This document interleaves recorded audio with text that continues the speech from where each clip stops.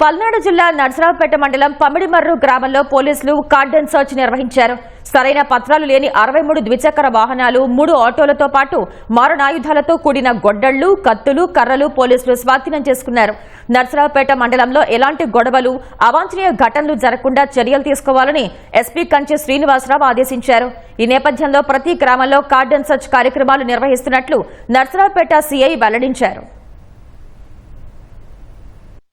జిల్లా ఎస్పీ గారి ఆదేశాల మేరకు మా నర్సరావుపేట సబ్ డివిజన్ డిఎస్పీ గారి ఆధ్వర్యంలో మొత్తం ఒక 8 మంది సిఐలు, 12-15 మంది ఎస్ఐలు, అలాగే స్టాఫ్ మిగతా వాళ్ళు ఒక 80 మంది, మొత్తం ఒక 100 మందితో ఈరోజు పమిడిమర్రు అనే గ్రామాన్ని కార్డన్ సెర్చ్ చేయడం జరిగింది. 63 బైకుల దాకా దొరికినాయి వితౌట్ రికార్డ్స్. అలాగే 3 ఆటోలు. అసాంఘికంగా చర్యలు తీస్తే వాళ్ళ మీద కఠిన చర్యలు తీసుకుంటామని చెప్పని మా ఎస్పీ గారు చెప్తున్నారు. ఇటువంటి సమస్య వచ్చినా కూడా చట్టం వాళ్ళ చేతిలో తీసుకోకుండా పోలీసులకు వచ్చి చెప్తే మేము తగిన చర్యలు తీసుకుంటాం, వాళ్ళకి తగిన శిక్ష పడేలాగా చేస్తామని చెప్పి తెలియపరుస్తున్నాను.